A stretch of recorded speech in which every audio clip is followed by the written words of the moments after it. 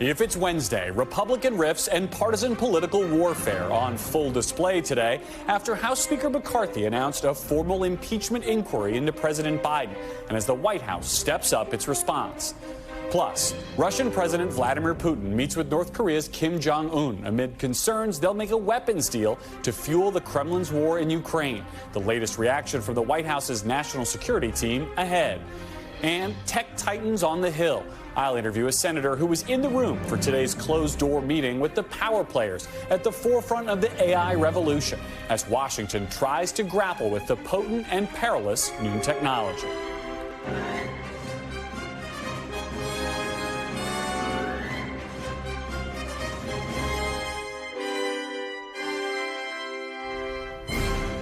Welcome to Meet the Press Now. I'm Garrett Hake. We begin today with what happens now on Capitol Hill, one day after Speaker McCarthy announced an impeachment inquiry against President Biden and 17 days before the government runs out of money. If McCarthy thought that the impeachment announcement would somehow strengthen his hand inside his unruly conference, well, that hasn't happened yet.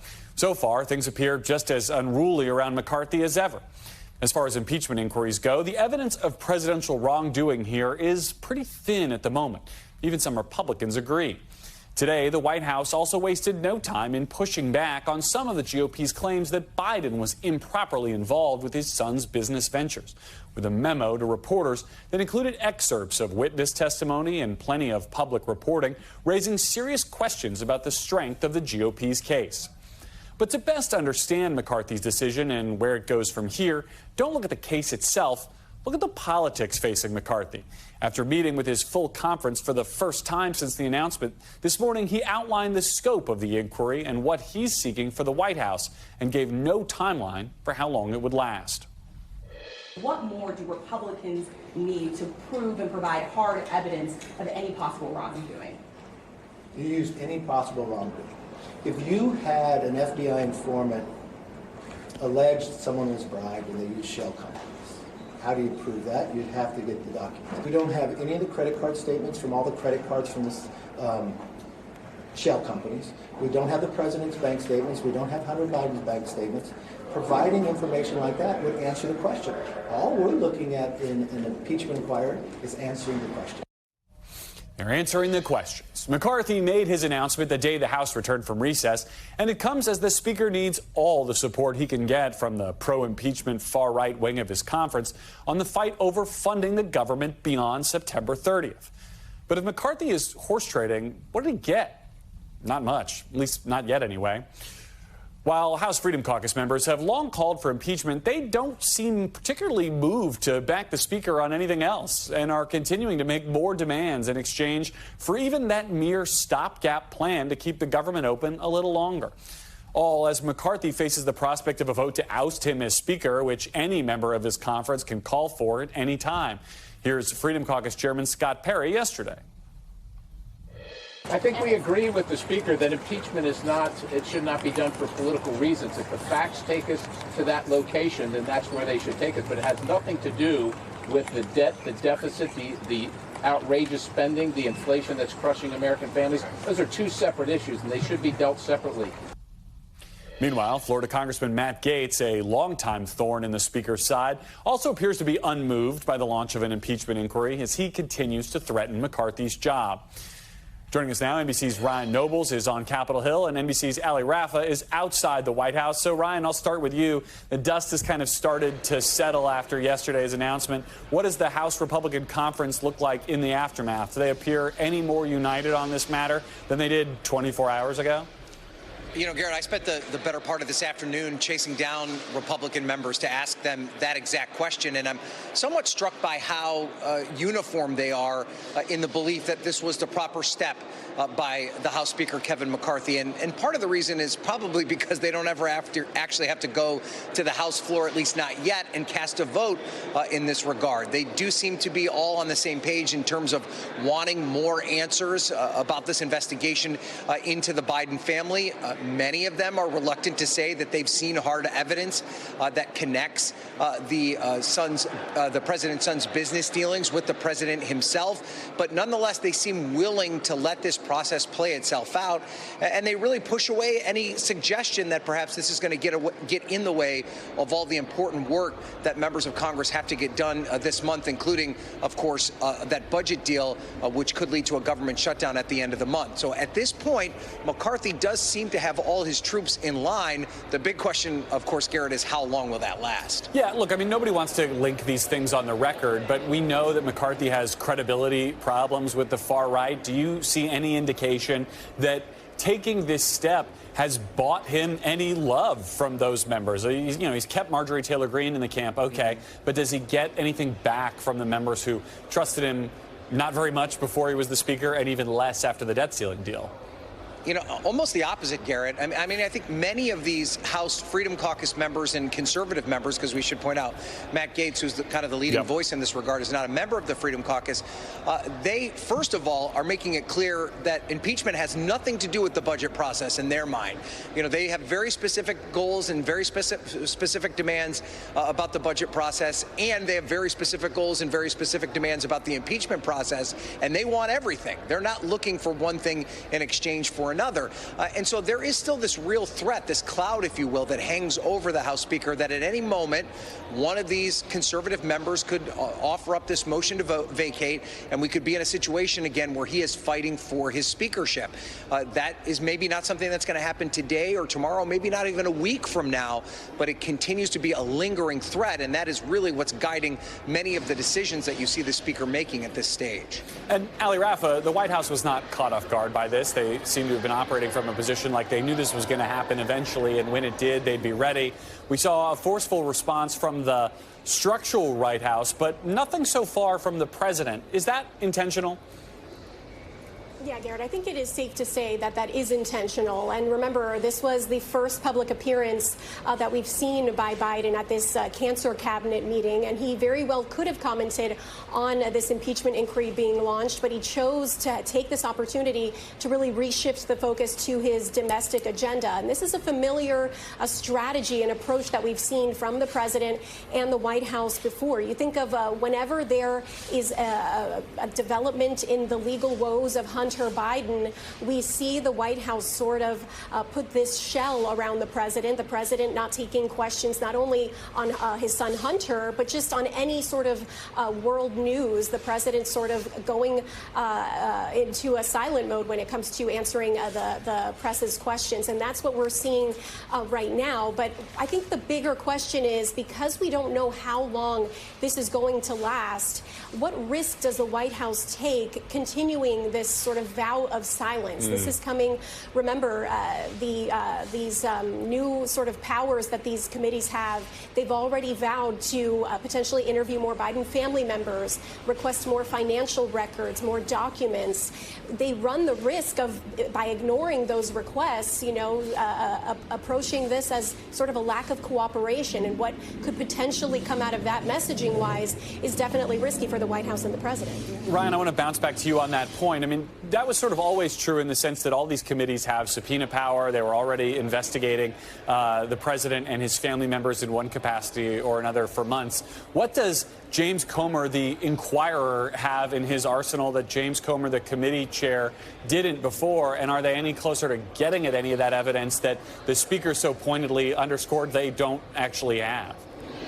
So probably the most obvious thing that James Comer is in search of that his committee's yet to get their hands on is a complete record of the president's bank records themselves. They have tax returns that they've been able to look at. They certainly have, thousands of bank records for many of the Biden family associates, and they have some from the president's son himself. But they do believe that there is some sort of smoking gun in the president's financial records themselves. And they believe that because now that they're under the banner of an impeachment inquiry, that gives them more strength in terms of their subpoena power than they would have under normal circumstances, because under normal circumstances it would have to have a specific legislative purpose attached to it, where an impeachment investigation gives them more credence. Now, there is legal debate over that for sure, Garrett. In fact, the Trump Justice Department argued exactly the opposite, that it required a full vote of the House of Representatives. So there is the chance that this becomes a court battle, but even a court battle, to a certain extent, Republicans might relish, because then they can argue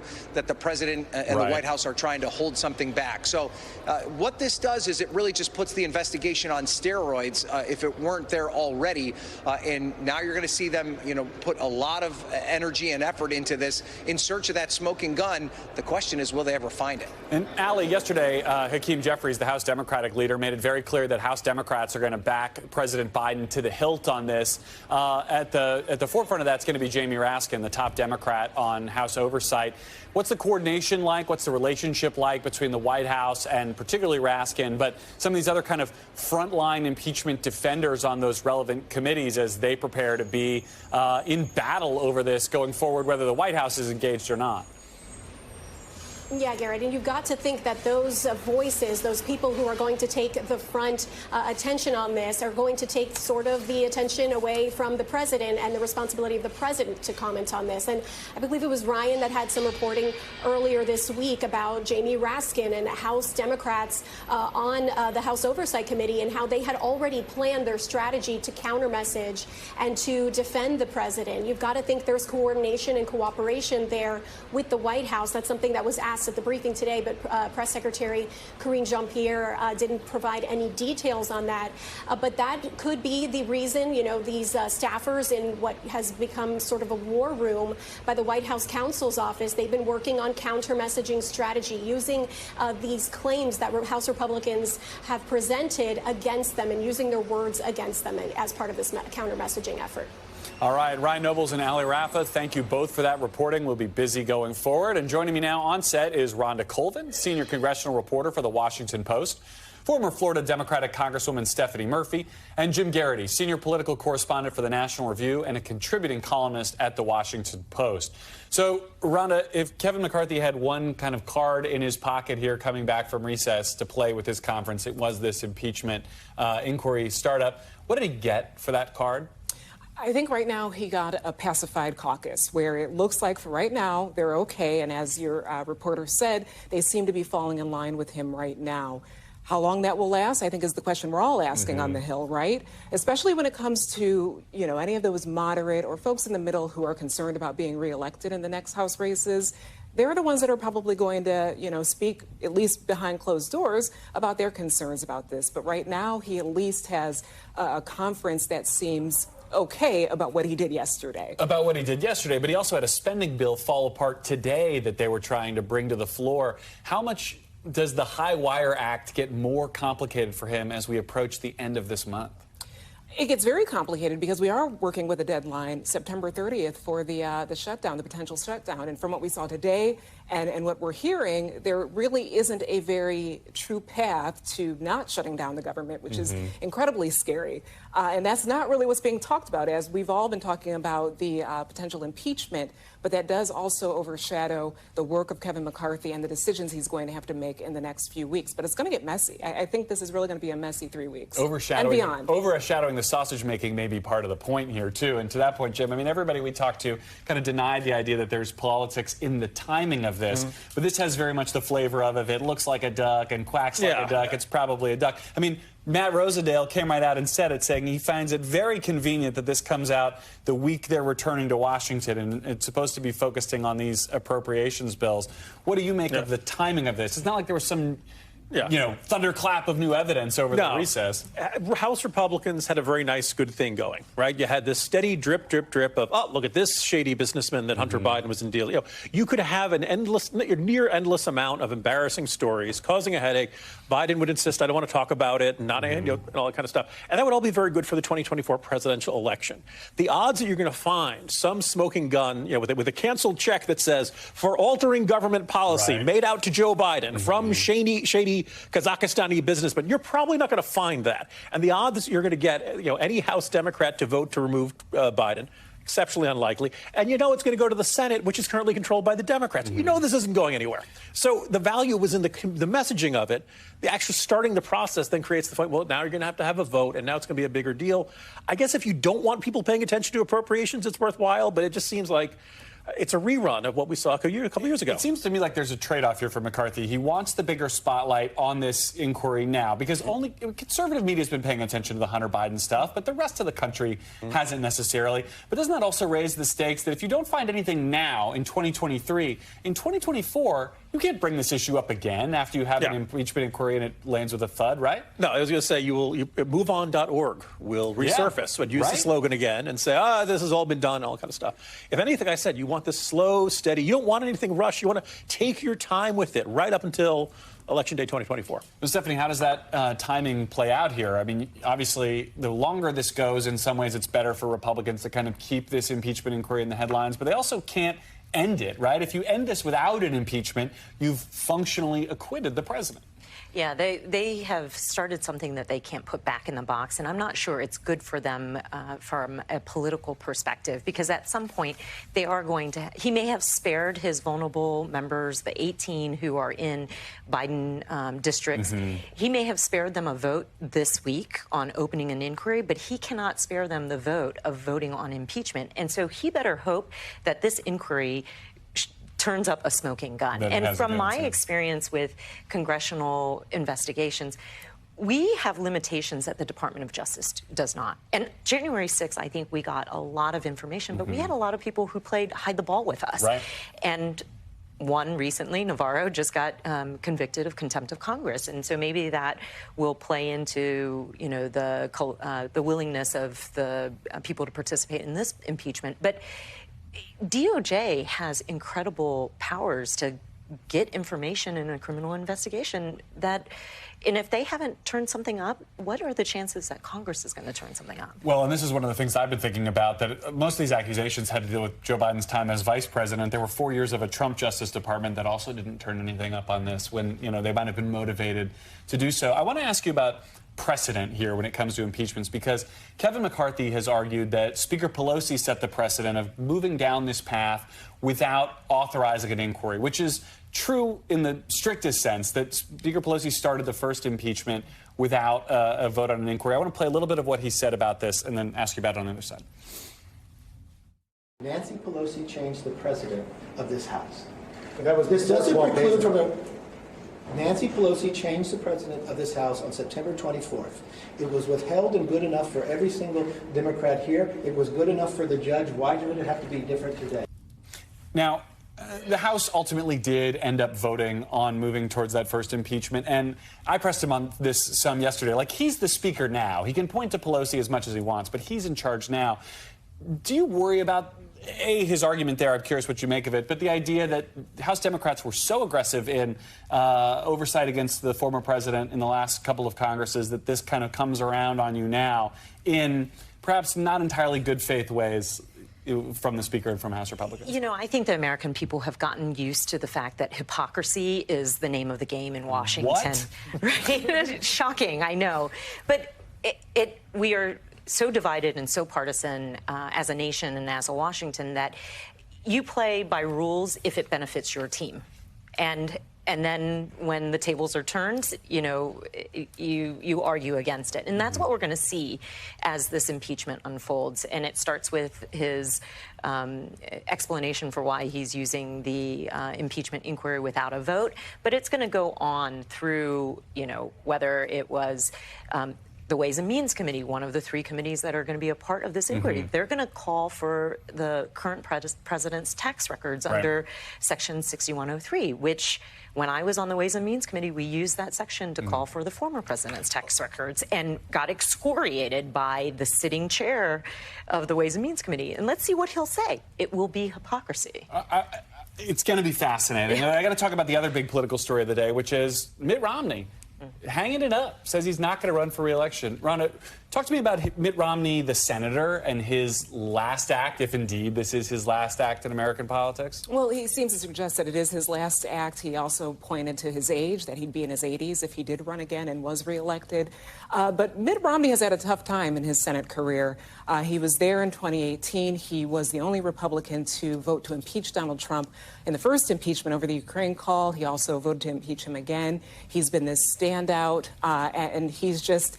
It's been hard for him to work in that Senate. I think he's also reading some tea leaves back home with Utah, looking at his popularity wane there a little bit.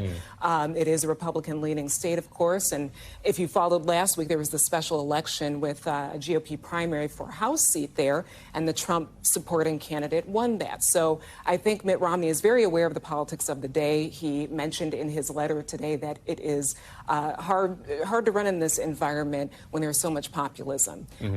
And he was also very critical of the front runners on the GOP side for the presidential campaign, as well as Biden. Jim, could Mitt Romney have won a Republican primary in Utah in this political climate? It would have been really tough. I think the fact that it would be so difficult says more about us than it does about him. He will be missed, but I don't know, but I just find it just fascinatingly refreshing to see somebody in their 70s saying, yeah, okay, that's enough. I've done what I wanted to do. And I didn't even know you could leave a position in Washington before you were approaching 90 these days. It just seems like it's gotten out of style. Yeah, I mean, Stephanie, what do you make of that? I mean, the age thing is such a part of what we talk about politically in this country, whether it's Mitch McConnell or President Biden or Speaker Pelosi announcing she's running for re-election. Romney made that explicit in his retirement video. He said, I don't want to be here in my 80s, and we need a new generation of leaders to solve these problems.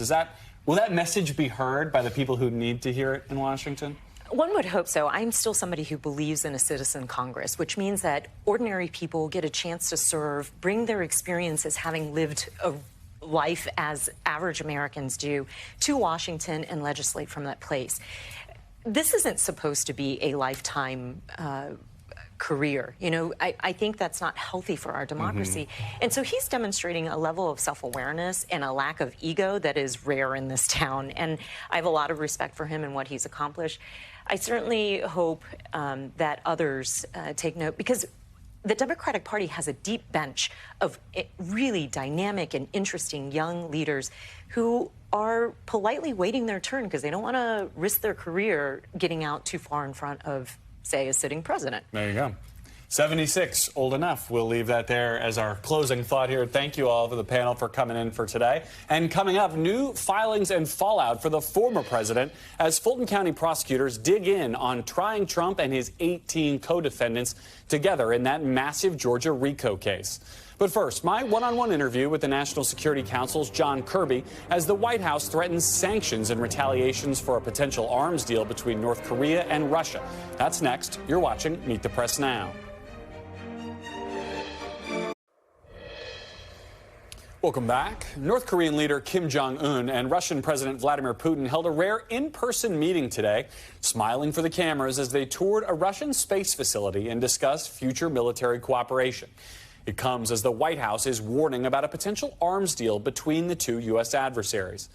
After more than a year and a half of fighting in Ukraine, Putin appears to now be turning to North Korea to resupply his country's munitions stockpile. And for his part, Kim offered his full and unconditional support for what he described as Russia's, quote, sacred fight. In return, North Korea is looking for Russia's help to develop its own military capabilities. And joining me now from the White House is John Kirby, Coordinator for Strategic Communications at the National Security Council. Thank you for being on today. I want to start with North Korea and this meeting we just saw between Kim Jong-un and President Putin in Russia. Kim Jong-un said he wants to transform what's been a friendly relationship into what he called an unbreakable strategic partnership. Now, obviously, he's a fan of that kind of rhetoric, but how concerning is that kind of talk to the United States? And looking at the intelligence available to you, what's the biggest takeaway from this meeting?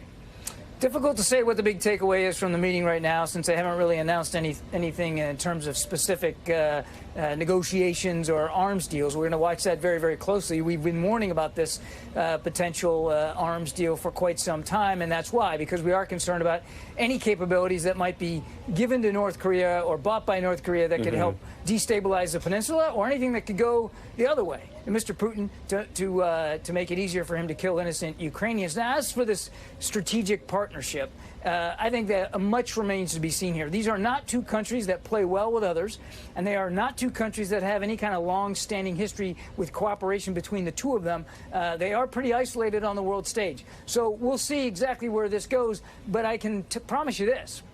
If North Korea moves forward with some sort of arms deal to help Russia in Ukraine, or consequently get help from Russia, there'll be repercussions for North Korea, and certainly we're going to continue to hold Russia accountable as well. What can those repercussions be? I mean, you mentioned the idea that these are two of the most isolated countries on the planet already. Yeah. What else could we do to Russia or North Korea to punish that kind of behavior? Well, we'll certainly look at additional sanctions, enforcing already the sanctions that are in place, and looking at additional enforcement mechanisms, the possibility of looking at additional sanctions, both unilaterally and with our UN partners. It's important to remember that if there is an arms deal between these two countries, it violates UN Security Council resolutions that Russia themselves signed up to many years ago.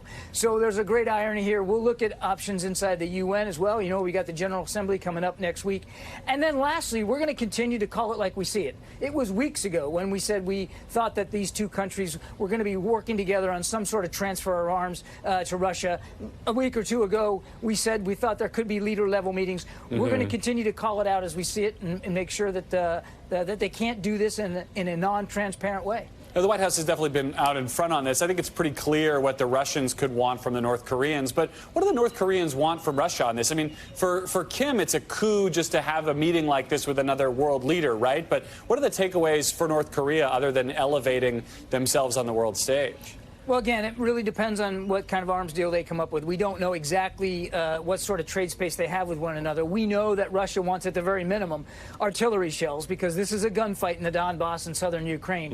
It's possible he'll want other munitions from North Korea. It is certainly possible that North Korea will look for military capabilities, technology, intelligence sharing, that kind of thing, that will boost their defensive and offensive capabilities on the Korean Peninsula. You know, Mr. Kim keeps shooting off ballistic missiles. There were 2 more short-range ballistic missiles he fired off today. This is a burgeoning program that he wants to improve. Russia has ballistic missile capabilities, so it's entirely possible that that could be one avenue that he's looking at. The Chinese don't like the idea of a North Korea with a strong, ballistic missile program right next door. Is this an area where we can work with them?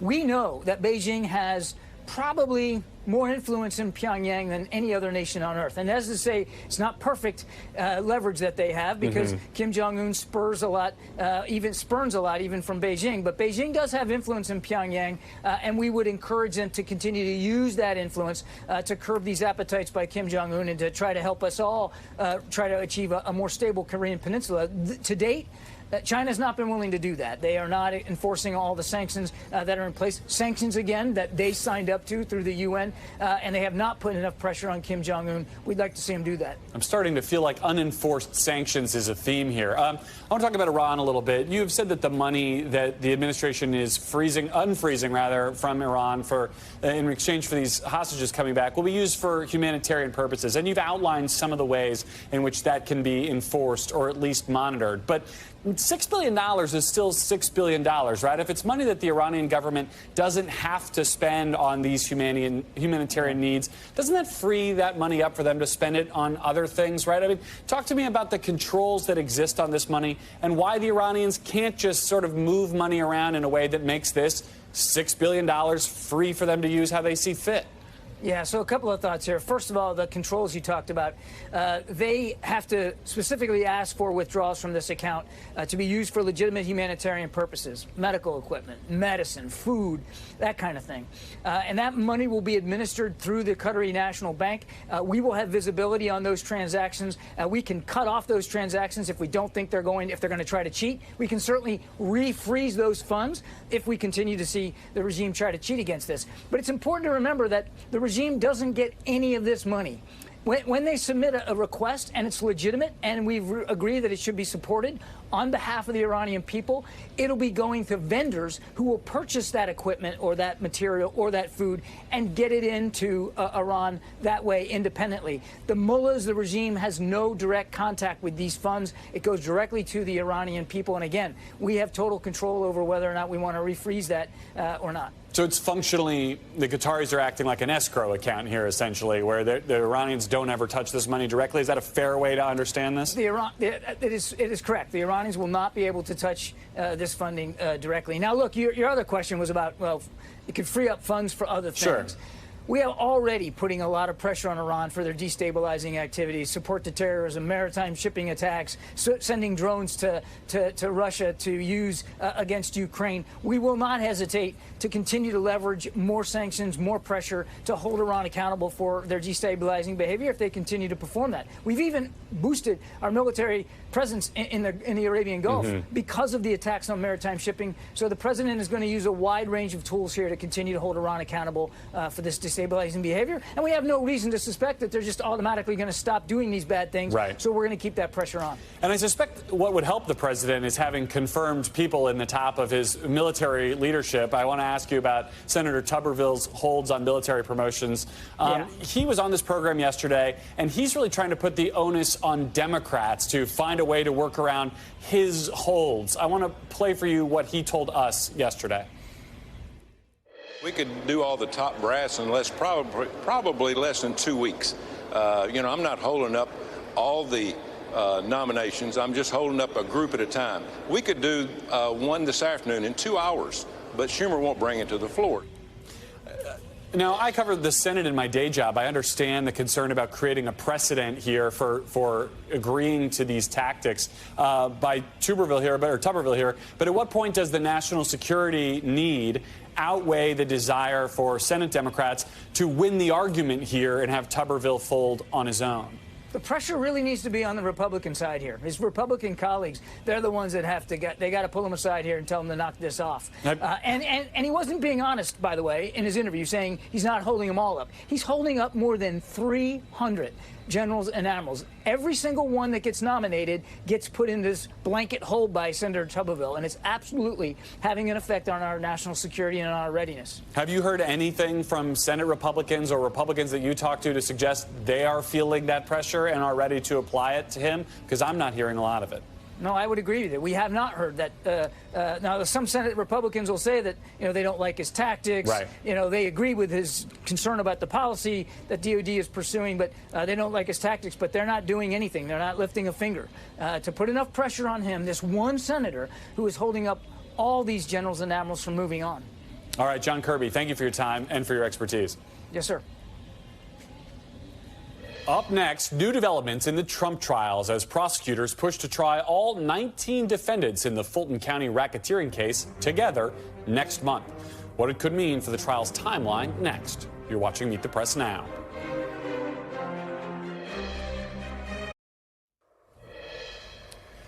Welcome back. As we await word on when former President Donald Trump will stand trial in Georgia, Fulton County DA Fani Willis is making clear she intends on trying the former president alongside his 18 co-defendants all at the same time.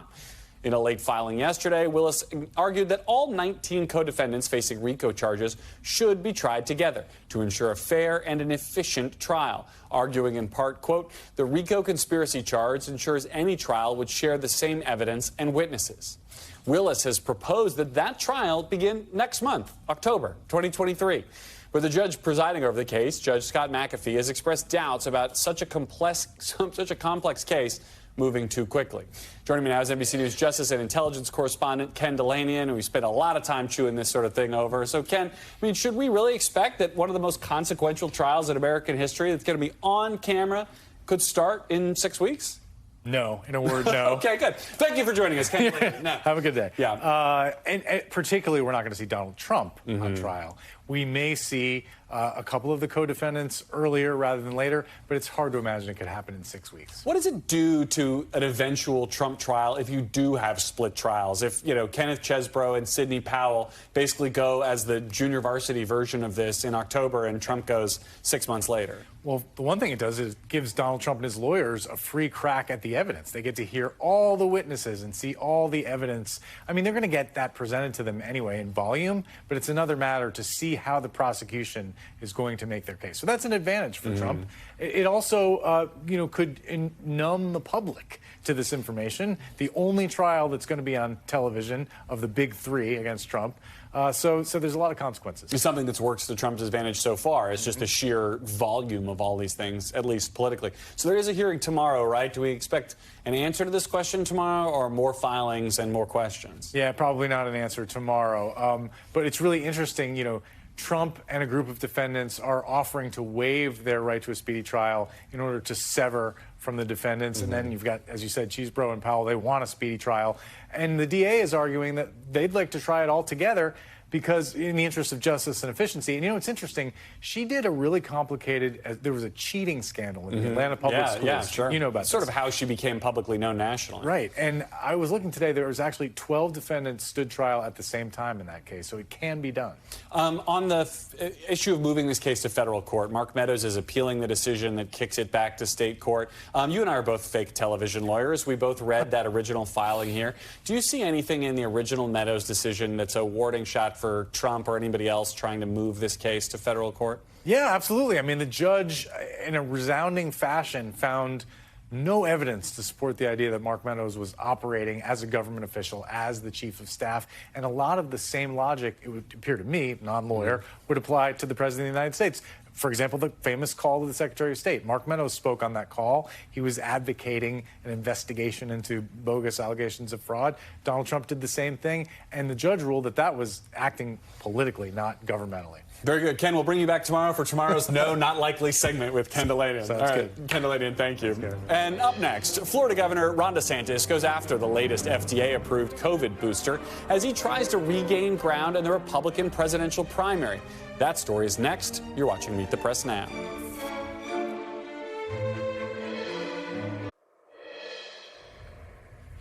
Welcome back. Amid a spike in COVID cases and COVID-related hospitalizations nationwide, the CDC is now recommending everyone ages 6 months and older get an updated COVID shot. But that recommendation, which came yesterday, is meeting some resistance from Florida Governor Ron DeSantis and his administration. Today, Florida's Surgeon General issued recommendations of his own that people under the age of 65 go against the CDC. I just think that at this point, with the amount of immunity that's in the community, with virtually every walking human being having some degree of immunity, and the questions we have about safety and about effectiveness, especially about safety, my judgment is that it's not a good decision for young people and for people who are not at high risk at this point in the pandemic. NBC News national politics reporter and resident Florida man Matt Dixon joins me now. So, Matt, COVID was the issue that made Ron DeSantis, the governor of Florida, into Ron DeSantis, the presidential candidate, arguably. So it's hard not to look at something like this through a political context. Is this decision largely about medicine with political, trailing indicators, or is this a political decision with medical consequences? When you frame it that way, I like to think of it as the old cartoon Popeye. When Popeye needed strength or momentum, he would eat spinach. For Governor DeSantis, when he needs strength and momentum on the campaign trail, he needs headlines, he needs a little wind at his back, he goes to COVID, he goes to Anthony Fauci, he goes to the vaccine. These are things we've seen time and time again. It's worked for him very well. He won Florida, he won re-election by 20 points here. So from a state level perspective, it's been great for him. It hasn't worked as well, and we haven't seen it as much as when he was running for president, but that's kind of the general way I think people should think about it. When these things pop up seemingly out of nowhere, for him and his political team, these issues are spinach to what spinach was for Popeye, and that's kind of I think what he's going for here. It kind of reminds me to harken back to another Republican presidential candidate who struggled of the criticism of Rudy Giuliani's presidential campaign, which was that it became focused on noun verb 9/11. You see this potentially with DeSantis here returning to a COVID issue. How do you expect him to deploy this on the campaign trail? And when he talks about COVID now in 2023, does it get the kind of response that perhaps he would hope as someone who was a COVID hero to the right in 2020 and 2021? Sure. For the foreseeable future, I would be more surprised if you heard him talk about anything else on the campaign trail. If you are sort of, on his email list, you're going to see a lot of vaccine, Fauci, Operation Warp Speed sort of emails, help us push back against this. There's a spike of cases in Florida. The FDA and the CDC just, approved the latest round of the booster this week. So there's a moment in time where I think the campaign sees the ability to focus on this pretty intensely, and that's something that I think you saw kind of play out today, and you're going to see it moving forward, at least for the foreseeable future. At some point there'll be a pivot, but for the time being, this is going to be the focus. And in 2020, 2021, I feel like there were a lot of Republican governors kind of looking over their shoulders at how one another were handling COVID-related issues. Have we seen any indication of any other Republican-led states offering similar guidance to what Florida's doing? Not to this moment, and certainly not this strong, but that's not terribly surprising. Florida's sort of always been on the forefront since at least it's important to note, actually, Governor DeSantis on the front end of the vaccine was very supportive. He encouraged people to get vaccinated on the front end.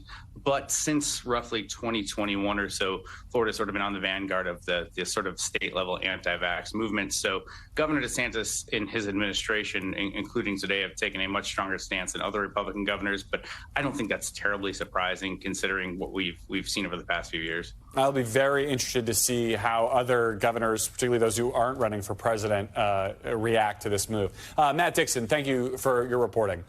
And still to come, Congress huddles with the titans of tech. I'll talk to one of the senators who was in the room for today's private meeting with some of the tech industry's most powerful leaders about what's next for AI and regulation. That's next. You're watching Meet the Press Now.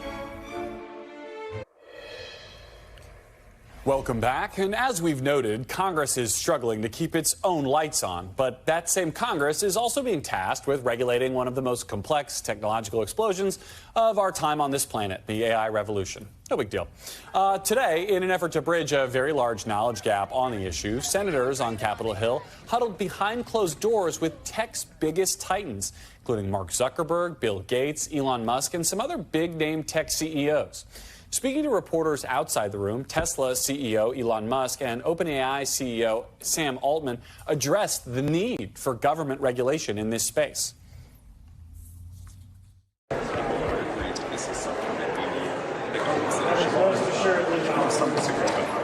Yeah, I don't know what exactly.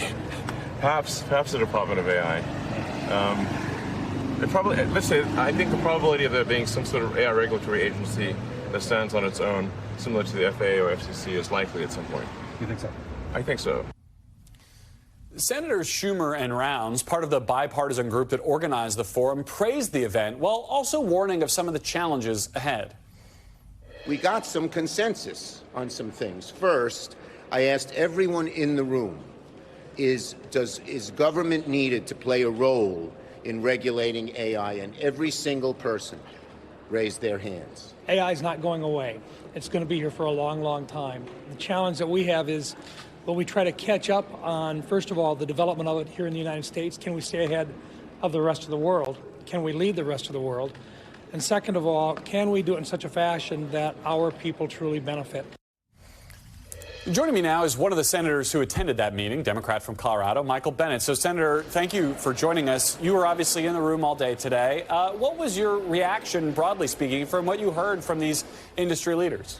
My reaction, broadly speaking, is that we need to have a new agency to regulate big tech. I am the first member of Congress to introduce a bill calling for that. I think it was 2 years ago. And it's a kind of an amazing out-of-body experience to be there to hear Elon Musk saying we need an agency like that. But I think the reason we need it is that Congress will never do a good job at this. Leaving this to the courts will be a huge mistake. And what we need to do is instead, as we have in the past in American history, set up a new agency with the expertise that can move nimbly enough to be able to help us capture the benefits of this new technology while making sure that, in the case of AI, we've got guardrails in place so that people can't go out and build, nuclear weapons or create pathogens that could kill, millions of people.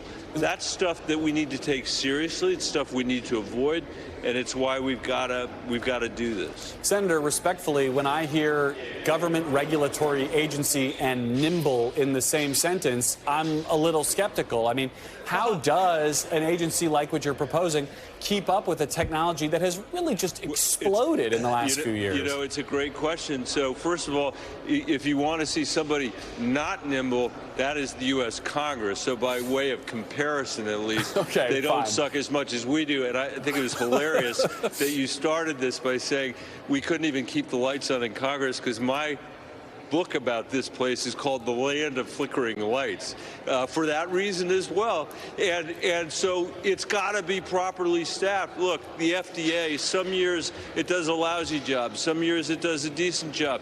Our oversight should be making sure it does a better job. It'd be the same way with a new agency here. And by the way, just to make matters even more difficult and more complicated, I've said this to Schumer over and over again, this discussion of AI cannot ignore the fact that we have totally missed the ball in terms of social media, and what the American people want to have as a negotiation with Mark Zuckerberg and with the rest of these guys about their privacy, their data, and their economics. And that's something we're going to have to do at the same time we're dealing with this AI conundrum. Yeah, I mean, I've covered the hearings. You've been in them, where there's clearly senators who've been explained some of these social media properties by their grandkids, and it just doesn't inspire a ton of confidence.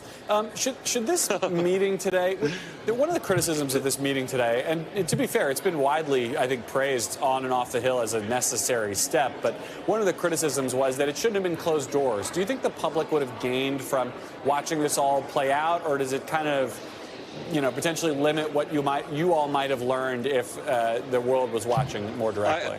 I think it should have been public. I didn't see any reason for it not to be public. I think only, intelligence matters, and other, if you've got a compelling national security reason, I think otherwise it should be public. It would have been good to have this public. What do you think the tech leaders wanted out of this today? I mean, I don't have to tell you, it's not always particularly easy to get these CEOs to come up to Congress. Do you think they were trying to avoid getting dragged up there later, or did you get the sense that they really welcome or are requesting specific kinds of congressional involvement in their work? I think it's probably a wide difference of opinion and approach, and you saw it in the engagement in the room. I think one of the things that I hope was pretty clear in there is that hopefully, if this has been an era of big tech setting its own rules, that era is going to come to an end. I mean, Garrett, I was on Friday with 15 school adolescent, or they weren't adolescents, but 15 school psychologists who study, adolescents in Colorado and work with adolescents in Colorado, and they could not even get past the mental health issues their own kids have as a result, among other things, of the way they interact with Mark Zuckerberg's platform. We need to do something about that. We've got to do something about that, and we cannot trust these guys to write their own rules. They don't have the knowledge to do it. We have to do it in a way, obviously, that's thoughtful. But, sometimes I hear people say, oh, my God, there's nothing you can do. All is lost. This place is a freaking disaster. And it can be a disaster, but we need to insist more. You know what? If we had that attitude about rivers that were catching on fire in the United States, we would have never passed the Clean Air Act or the Clean Water Act. And we can do it. Let me ask you about another seemingly unsolvable challenge of late. There's a report out from the Census Bureau yesterday that showed child poverty rates have more than doubled from the record low they hit in 2021 to 2022. They explicitly tie the increase to the expiration of the expanded child tax credit. The numbers make it so clear that this has worked.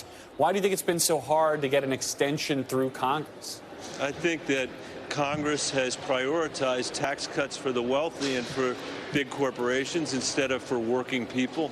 You know, I ran my not terribly well-noticed campaign for president on that bill and the idea that we could cut childhood poverty in half in America. And you know what? Joe Biden won the presidency. I didn't, but we did cut childhood poverty in half as a result of that legislation.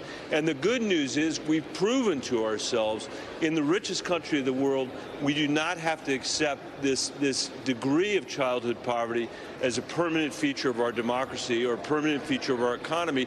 We just have to go back to work and fight for this and fight for this and fight for this. My goal is for us to end childhood poverty in this country. I think that's what we really ought to do. Senator, I think that's a very noble goal, and I'm curious about the idea of the sort of politics as a circle here, whether the populist right might work with you on an issue that Republicans have normally stayed away from. But I want to ask you about another Republican who was making news today, your colleague and fellow Westerner, Mitt Romney, saying he's going to hang it up. He's not going to run for re-election. What will it mean to lose his voice in the Senate after next January? You know, I think it's possible that I will have people who watch this who disagree with me, but I believe the Senate will be a lot worse for not having Mitt Romney here. He's been a voice of reason. I've worked with him on Western issues and also on, frankly, the child tax credit, where he had the most generous version of that of any Republican in the U.S. Congress. So I think we're going to miss Mitt Romney. I'm sorry that he's leaving, and I hope the rest of us, you know, when you have a loss like that, maybe it's a moment for the rest of us to actually step our game up and maybe improve the way we work together. We're going to miss him here. Well, I hope so, Senator, and we can all keep the lights on up there after the end of this month. Senator Michael Bennet, thank you for coming on. Thanks, Garrett, for having me. And thank you all for being with us this hour. I am back tomorrow with more Meet the Press Now. The news continues with Hallie Jackson right now. Thanks for watching. Stay updated about breaking news and top stories on the NBC News app or follow us on social media.